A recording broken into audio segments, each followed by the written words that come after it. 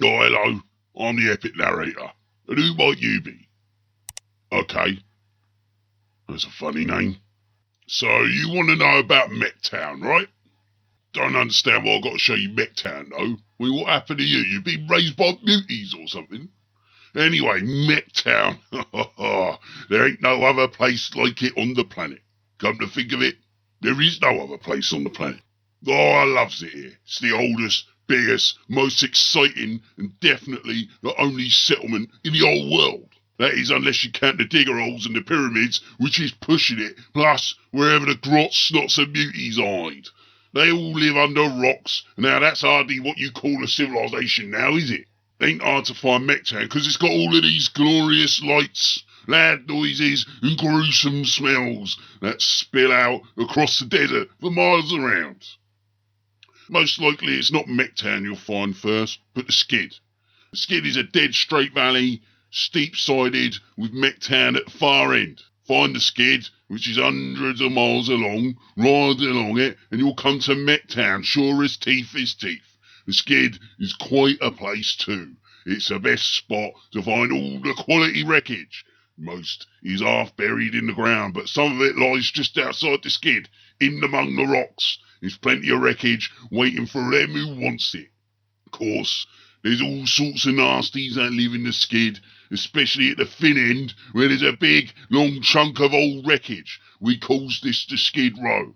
And this is where a lot of bad grots hang out, as well as a few nasty types that is best avoided if you know what's good for you. Still, I've had many a bash in the Skid and carried me off some top tucker tech, as you can see by the size of me janglies. Oh, it's a good life and no mistake.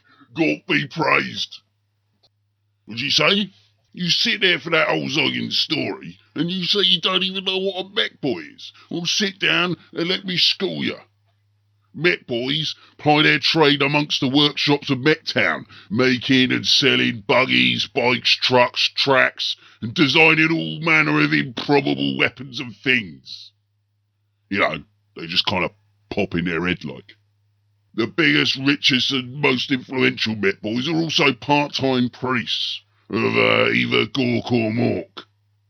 For 1 month in free, or whatever period of time seems to be reasonable, the Mek boy packs up his shop and goes to Gorkamorka. There he works away on behalf of the ork gods, fixing old knackered bits and designing new parts, lending his skills to the construction effort. I think they like to spend time discussing important things, you know, with his Mek friends and that, exchanging ideas, wondering what the Gorkas and Morkas are up to.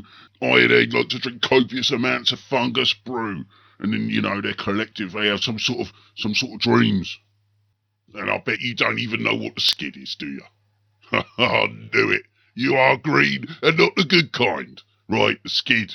Skid Row lies at the far end of the Skid from Mektown. Here the Skid gets smaller and smaller to like a point, and that point be choked with wreckage, where the ork first impacted on the desert surface. Over time, their numbers have been growing. More and more Gretchen these days are sticking their fingers up at that and going over there. Did I say I hate that zogging red gobbo? No, I will give it to him. No, I mean, that red gobbo is tough. We sent a couple of lads down there, and they never even come back. Imagine that. I'll get killed by a gobbo. Worst thing they do is that they like to liberate food, and on the odd occasion, sometimes they might steal a buggy. I hear that they be banging on about equal rights or something like that. I mean, can you imagine that? A gobbo with equal rights. The funniest thing I heard them say is that they want a place on Gorkamorka when it leaves. Now listen here, I ain't got enough time to bang on about this forever. If you want to hear some more, you're going to have to like and subscribe to the channel. And on that note, remember it's Ork Week, so we got an ork themed video every day.